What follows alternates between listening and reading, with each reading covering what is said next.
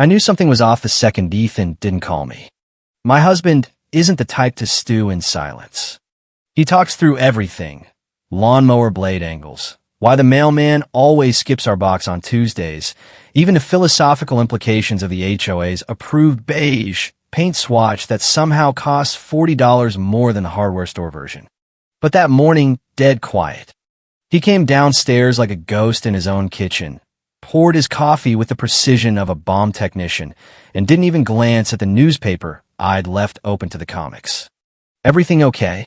I asked, already tasting the lie in the air. He set the mug down like it weighed 100 pounds and slid a certified letter across the granite. They removed me. No yelling, no fist on the table, just 3 words that landed like a judge's gavel on a widow's last appeal. I froze mid-sip while the coffee turned bitter on my tongue. Removed for what? He tapped the letter with one finger. Expense fraud. $900 in community fund reimbursements. I scanned the page. The hotel receipt was for a compliance workshop 2 counties over, required by the county registrar for the annual HOA financial review. The name on it wasn't even his. "This wasn't even for you," I whispered. "Doesn't matter," he said, and took another sip like the entire Serenity Pines Estates Board had just declared open season on our mortgage. If you're listening and you've made it this far, pause, smash that subscribe button, hit like. This story cost us every neighborly wave and every block party invite we ever had, but it gave us our backbone back. Your support keeps these receipts coming. Anyway, while I was still spinning, Ethan was already moving. He disappeared upstairs, came back down with a manila envelope I'd seen maybe twice in 15 years. Faded Serenity Pines watermark, a sticky note in his handwriting that read, "Only if they forget who wrote the rules." Inside was the original 2008 covenants, conditions and restrictions, yellowed, coffee-stained, smelling like regret and fresh ink. The title jumped out like a lit fuse, Permanent Community Oversight Officer, Class F Escrow Authority.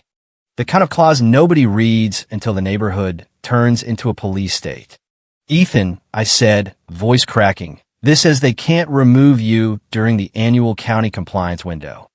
He just nodded, already powering up his old tablet, the one with the cracked screen and the battery that outlasts grudges. Then he made the call. "Margaret," he said, flat as a freshly mowed lawn. "Activate Article 17 Compliance Lockout Protocol. Use the county tag." I couldn't hear her reply, but I saw the color leave his face and settle somewhere in my stomach. "Are you sure?" she asked. "They removed the founding oversight officer for expenses tied to the very review they're supposed to pass," he answered, calm as Sunday service. "That's not a clerical error. That's obstruction." He hung up, kissed my forehead like he was heading to a funeral he didn't want me attending. Only it wasn't his. I sat there clutching the letter while he went upstairs again, calm, deliberate, no slammed drawers, just the soft click of someone pulling the ripcord on a plan he'd buried the day the first no political sign sticker went up.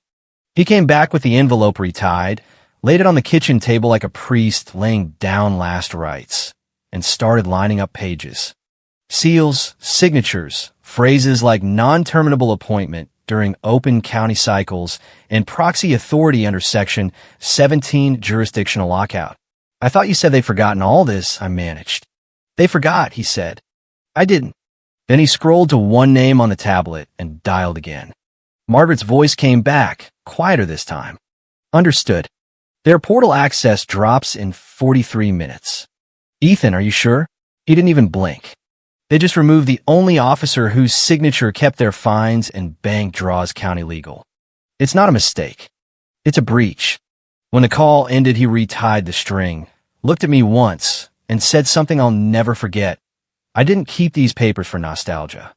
I kept them for the day someone got cocky enough to think the guy who wrote the rules was just the guy who mows on Saturdays." He squeezed my hand, walked out the door, and left me staring at the tablet as the first notification started pinging. HOA portal down, fine system frozen, bank draws on hold. They just fired the wrong guy, and the whole neighborhood was about to feel it. It was 8:42 a.m. when Ethan's old pickup rolled into the cul-de-sac at the far end of Serenity Pines, still dusted with last night's pollen. He didn't knock on Brenda Whitaker's door. He simply parked, walked straight to the community maintenance shed like he still had the only key that mattered, and found the site director, Brenda's cousin, naturally, sipping coffee from a mug that read, HOA President 2024. Ethan, the man blinked, gloves half on. You're here? Just verifying the inspection logs for the county review, Ethan said, tablet already open like it contained the map of every backyard sin in the subdivision. The director didn't argue. Nobody ever argued when Ethan showed up in that jacket with the stitched founding badge and the quiet stare that said he'd seen worse than pink flamingos in July. He moved through the sheds, nodding to the two guys who still remembered the days before Brenda's approved shrubbery palette. He checked the work orders, the violation photos, the clipboard trails, all while back at the clubhouse Brenda's board group chat started smoking. Red banners popping up across the resident portal. Access denied. Fine queue paused. Bank transfer locked. Brenda, still in full for the good of the community mode, typed out a frantic message. Who disabled the compliance dashboard? The treasurer replied 3 full minutes later. Looks like Article 17 was triggered. We're tracing. That was when the panic leaked through her perfect blowout. Meanwhile, Ethan stood at the Northgate clipboard rack, squinting at a maintenance log that, according to Brenda's last newsletter, had been thoroughly inspected and certified compliant just 6 weeks ago. The clipboard was blank. He turned to the foreman. This block was signed off last quarter. Brenda's team said so. Got the email and everything, the guy replied, scratching his head. But far as I know, nobody's been out here since February. No tire tracks, no fresh photos, just forged check marks sitting in a cloud database Ethan no longer had access to, and which Brenda now couldn't touch either. At exactly 9:01 a.m., Ethan sat on the steel bench by the old loading dock, pulled up his secured email, attached a screenshot of the removal letter, and hit send directly to the county registrar. Subject line clean, internal breach risk. The screenshot showed Brenda's smug zoom face mid-sentence declaring the founding oversight officer removed for unauthorized reimbursements during the exact week the county review was scheduled. No commentary. Just the digital match hitting a room full of liars. Somewhere in the county office, someone stopped chewing their breakfast and started making calls. They'd always treated Ethan like background noise, quiet, reliable, slightly outdated, easy to ignore. Brenda once called him that old spreadsheet guy in a board meeting like the only thing he was good for was color-coding violation notices. That illusion cracked fast. By mid-morning, the clubhouse had gone full triage. Brenda was storming from golf cart to golf cart, barking half-formed orders, yanking committee chairs out of meetings like they were unplugged servers. The resident portal was still down, 5 systems offline, 3 running ghost data. Every time they tried to restore access, a county lockout notice popped up, uneditable, time-stamped to the exact minute of Ethan's removal. The vice president was in the war room by then, white-knuckling a kombucha and staring at the ceiling like it might hand him a lifeline. Wasn't he just some rules guy? He muttered, as if saying it out loud could rewind the clock. The HOA attorney had already dragged out the original binder from the archived vault, one so old it smelled like mildew and broken promises. Dust plumed as the pages fell open. The junior paralegal found it first. Brenda, she called, voice brittle. Brenda stalked over. The paralegal pointed to bold, underlined text. Permanent Community Oversight Officer, Class F Escrow Authority. She looked up. He wasn't just a volunteer. He was the county-bound officer whose presence kept every fine and every bank draw legal. Brenda squinted. What the hell does that mean? The vice president, now reading over her shoulder, answered softly. It means the entire association's validity hinges on his signature. And you just violated that on camera. Back in the neighborhood, Ethan was pulling into another street. One of the model blocks Brenda's team had claimed fully inspected and invoice ready. According to the portal logs before they froze, every house had been reviewed and approved. Audit ready. Except the first yard Ethan walked through had grass 3 inches over the sacred 2.5-inch limit. A political sign still up in March, and holiday lights dangling like Christmas had been murdered in February. The homeowner eventually wandered out, wiping grease off his hands, confused. "Hey, you must be Ethan. They told me the inspection was already done. Is that not the case?" Ethan looked around at the sagging gutter, the warped clipboard with water damage, the untouched violation meter. He didn't answer right away. He just inhaled slowly, met the man's eyes, and gave a tight, exhausted nod. Not agreement. A signal. The kind you give when you've seen this trick before and you're done pretending it's magic. That nod said, "Yeah, they said it was signed off." And that's exactly why they're about to burn. I was watching the email threads bloom like poison ivy across Ethan's old laptop when the air shifted. There's a kind of silence that drops right before impact. Not the absence of sound, but the weight of it, like the whole subdivision holding its breath. At 9:04 a.m., it happened. The county registrar's audit server flagged Ethan's message. Urgent. Breach. Top priority. Escalated. Tracked. Locked. A minute later, somewhere in the county building, a woman in a charcoal blazer and federal-grade exhaustion picked up a secure line and punched in a number that only gets used when someone truly screws the pooch. The HOA attorney answered on the third ring. Her voice, usually syrupy with risk mitigation charm, barely got out a hello before the heat hit. "Ma'am," the lead auditor said, tone sharp enough to slice through Brenda's fake smile, "your listed compliance officer appears to have been removed during review week for expenses tied to our own audit travel. None of the property inspections your association certified actually occurred. Who exactly did you just fire?" She opened her mouth, closed it, tried again. Silence. Then, quietly, "I need to check something and call you back." She didn't call back. Instead, she half ran into Brenda's office like a woman who'd just discovered she was sitting on a live grenade.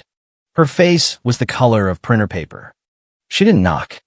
"They want a full compliance recertification," she said, voice shaking like bad Wi-Fi, "and they've paused all fine collections and bank draws until it's complete."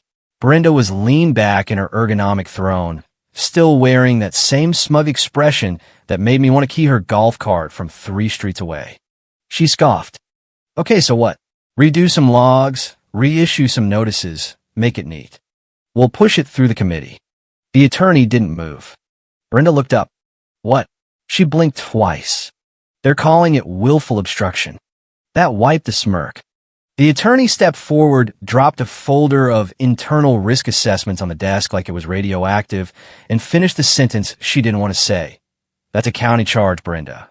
She stared at her, then at the frozen portal behind her, then at the blinking group chat messages from every committee chair asking some version of the same question. "What the hell did you do?" Meanwhile, Ethan was on his 4th Street inspection of the morning. No cameras, no reporters, just him, a tablet, and boots that knew where the bodies, while the violations were buried. At every house, the same pattern. Falsified photos, non-existent inspections, signatures from names that hadn't walked these sidewalks in months. He was piecing it together line by line. Brenda, in her inner circle, had forged an entire quarter's worth of compliance reports to inflate their perfect record for the annual county renewal. They'd also been selectively waiving fines for their golf buddies while hammering everyone else with $250 notices for grass that was exactly 3 millimeters too tall. And the moment they removed the one man legally holding the whole thing together, the entire house of beige cards started to collapse. Back at the clubhouse, someone from finance started screaming when they realized 3 months of fine revenue had just frozen mid-transfer. That sound, that was the first honest noise that building had made in years. I got the text from Ethan at 10:36 a.m. 6 words only. Clubhouse. Clause 17 in play. It's time. He'd never used a period in a text before. That was how I knew he was serious. That was how I knew it wasn't about revenge anymore. It was about correction. About every late night, he spent cross-checking violation logs while Brenda and her cronies took board retreats on community funds. About every widow who'd cried over a $175 fine for a wreath left up 3 days past January 15th. At 10:30 a.m., sharp the board chair received a certified envelope, hand-delivered, notarized with wording that makes even six-figure retirees sweat behind their visors. Subject: Immediate restructuring demand per compliance, Clause 17B. Ethan Caldwell. Title listed in bold: Permanent Community Oversight Officer, County Integrity Escrow Authority. The fine print was deadly. His removal wasn't just a board vote. It was a direct breach of county conditions. Clause 17B kicked in automatically, triggering an oversight freeze, fine hold, and full recertification unless corrective action was taken. Immediate. Non-negotiable. The board scrambled into emergency session, half the members dialing in from their golf carts and silent cul-de-sacs. But Ethan, he was already there in the room in person. He sat at the head of the long, polished table, the same one they denied him a seat at for 8 years. No suit, no flash, just that faded jacket with the county soil tag stitched under the collar. He laid down 3 things: a folder of receipts, a printed timeline of the fake inspections, and a USB-labeled truth. No theatrics. I was accused of fraud, he said quietly, voice steady, unbothered. Yet I'm the only one with photos that match county schedules, the only one with boots on the actual grass. The room was silent except for the rustle of paper as the board chair skimmed the dates, the GPS-stamped violation shots, the notarized signatures from county field agents Ethan had worked with for over a decade. Finally, the chair leaned forward, pinching the bridge of his nose like the truth had finally caught up to him. "Do we still have a path forward?" he asked, almost pleading. Ethan didn't gloat. He wasn't there for ego. "We removed the individuals who endangered county trust," he said plainly, "and restore street-level integrity. Truth matters again, or none of this survives." He didn't raise his voice once. And yet every board member who'd once called him old school or redundant sat perfectly still because they finally understood what real power looked like. Not noise, not panic, just a man with receipts, a county mandate, and zero interest in their games anymore. It was quiet when they came for them. Eerily quiet, like the whole subdivision knew what was happening and had decided to pretend it was just another Tuesday sprinkler schedule. No dramatic shouting, no corporate tantrums, just the rustle of footsteps and the dull chirp of revoked key fobs.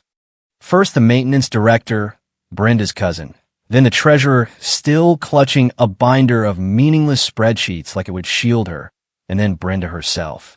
Brenda stood in the hallway with that stunned smirk, holding up her master key card like it was all a hilarious misunderstanding. She waved it once. The reader flashed red. Red again. Then came the click, that sterile, soul-crushing sound of a security system denying entry to its former queen. Her jaw shifted like she wanted to say something clever, but nothing came.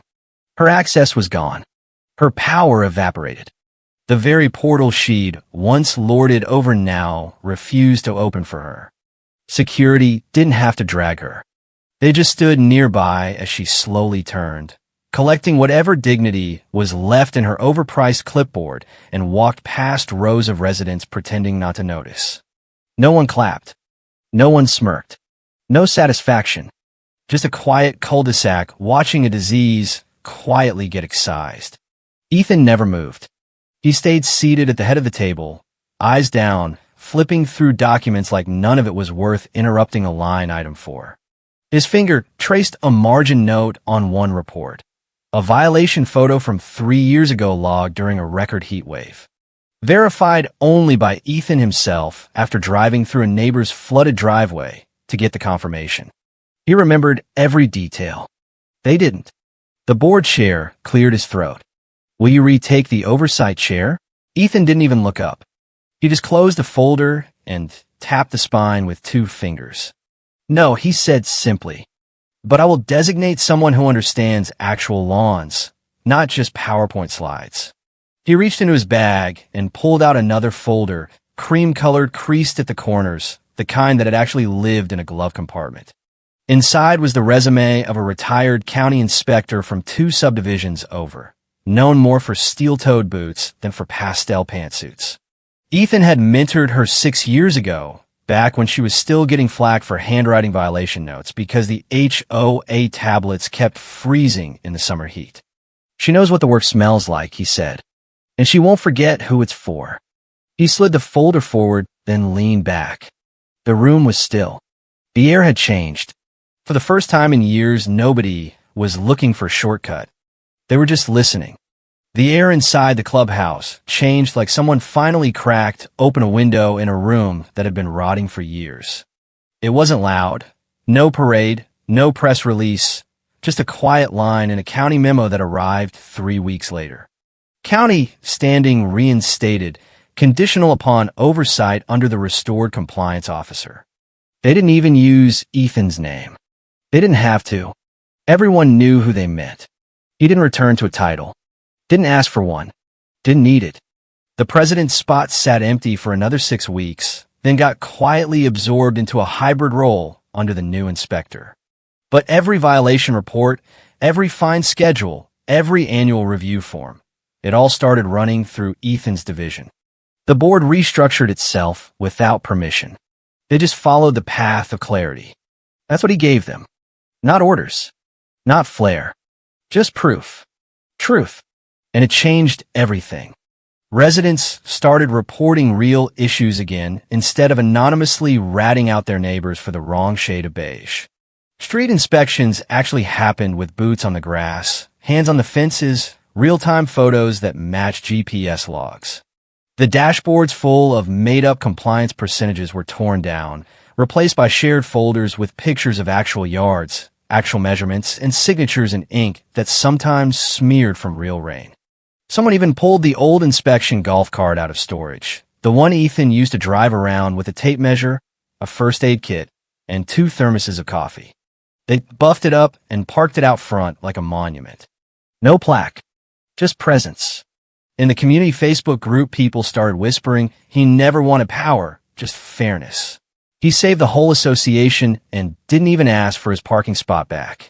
He still brings his lunch in a paper bag. Meanwhile, Brenda's name disappeared from every system. The treasurer's group chat privileges were purged. And the maintenance director, the one who signed off on ghost inspections, had her credentials revoked in every jurisdiction the county oversaw. The culture didn't just shift. It snapped. Ethan came in early, left late, and drank his coffee from the same stained thermos he'd had since the subdivision broke ground. He didn't talk much, didn't gloat, just listened, reviewed, corrected when needed.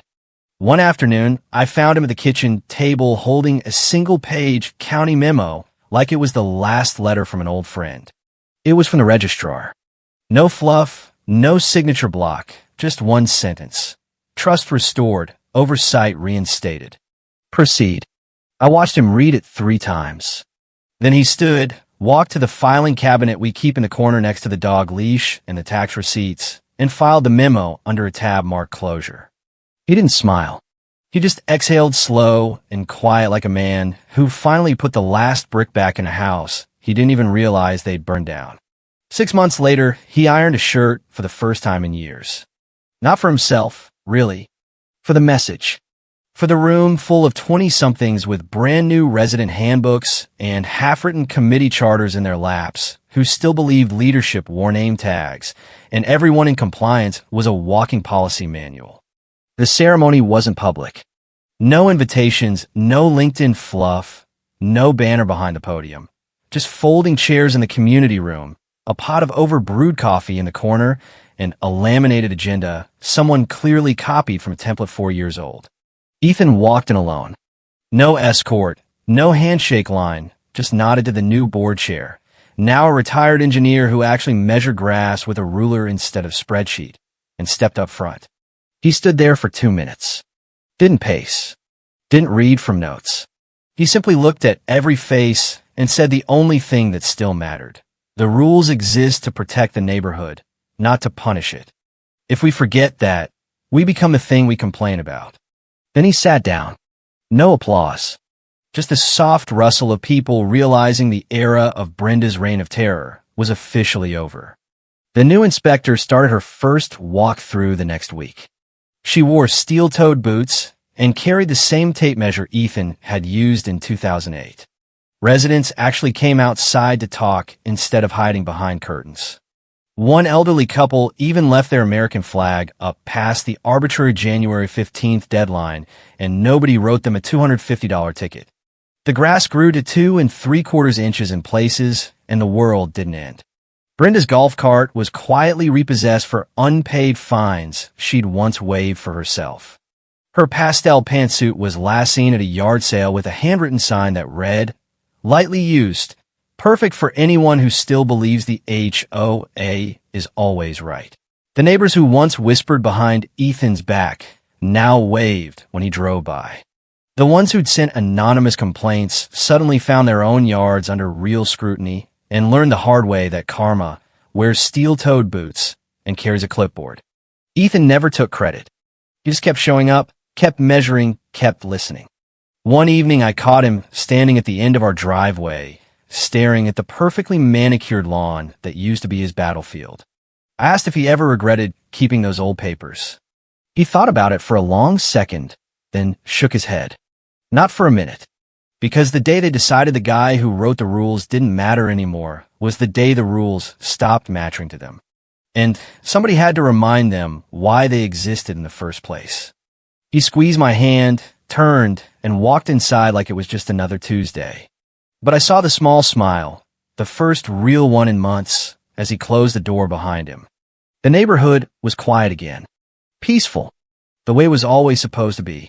And somewhere in the distance, the sound of a lawnmower started up, on time, at the right height, and without a single fine attached. That's the thing about real power. It doesn't need a title, a podium, or a pastel pantsuit. It just needs one person who still remembers why the rules were written in the first place. And when that person finally stands up, even the loudest Karen in the subdivision learns the same lesson the hard way. You can't lean to truth. You can only watch it lock every door you thought you owned. And that, my friends, is the sweetest sound in any homeowners association on earth. The last loose end tied itself up on a random Thursday in October. Ethan was out front trimming the hedge, exactly to the HOA-approved height, of course, when a county truck rolled slowly down the street. The new inspector leaned out the window, gave him a 2-finger salute, and held up a fresh stack of compliance stickers like they were Olympic medals. "All clear, boss," she called. Every single property passed with actual boots on the ground this time. Ethan just nodded, wiped his hands on the same faded jacket he'd worn the day everything changed, and went back to trimming. No victory lap, no victory dance. Just the quiet snip-snip of shears and the knowledge that the neighborhood was finally measuring itself by reality instead of revenge. Inside, I poured us both coffee and watched him file the final county report under the same closure tab that now held 6 months of quiet victories. The folder was thicker than Brenda's ego had ever been. He closed the drawer with the same soft click that had started everything, then turned to me with that small, tired smile I'd missed for so long. "We're good," he said. 2 words. That was all. And in those 2 words lived every absurd fine we'd ever paid, every whispered rumor Brenda had spread, every neighbor who'd looked the other way while the rules were weaponized. We're good. The subdivision settled into a rhythm nobody thought possible under the old regime. Holiday lights came down on time without threats of liens. Grass stayed green without Gestapo-level inspections. Even the political signs stayed up an extra week during election season, and the sky didn't fall. Residents started talking to each other again instead of reporting each other. The community Facebook group went from a battlefield of complaint screenshots to actual recipe swaps and lost dog alerts. Brenda's name became the punchline at block parties, spoken in whispers, followed by nervous laughter, the way people talk about the ghost that used to haunt the attic. She moved to a condo complex across town. Word is they have even stricter rules. I like to imagine her standing at the front desk every morning with a fresh clipboard, demanding to see the bylaws, only to learn that the founding documents there were written by someone exactly like Ethan. Karma, after all, has a wicked sense of humor. Ethan never went back to the board. He didn't need to. The new team texted him questions at reasonable hours, listened when he answered, and never once threatened a lien for using the wrong shade of beige. He still brings his lunch in a paper bag. He still measures his own grass with the same tape measure. And every once in a while, when the wind is just right and the neighborhood is quiet, I catch him standing at the end of the driveway, looking at the houses stretching out in perfect, honest rows. He doesn't say much. He doesn't have to. The silence now is the good kind, the kind that comes after the storm has passed, and the only thing left is truth, freshly mowed and standing tall. So if you're out there fighting your own HOA Karen, clutching your own forgotten clause, remember this. They can freeze your portal, threaten your mortgage, and turn your neighbors against you. But they can never freeze the guy who still remembers why the rules were written. And when that guy finally decides to stand up, well, let's just say the click of a lockout protocol sounds a lot like justice. Thanks for watching. If this story hit you in the feels, smash like, subscribe, and drop your own HOA horror story in the comments. I read every single one. Until next time, keep your grass at 2.5 inches, your receipts organized, and your backbone unbreakable. We'll see you in the next neighborhood.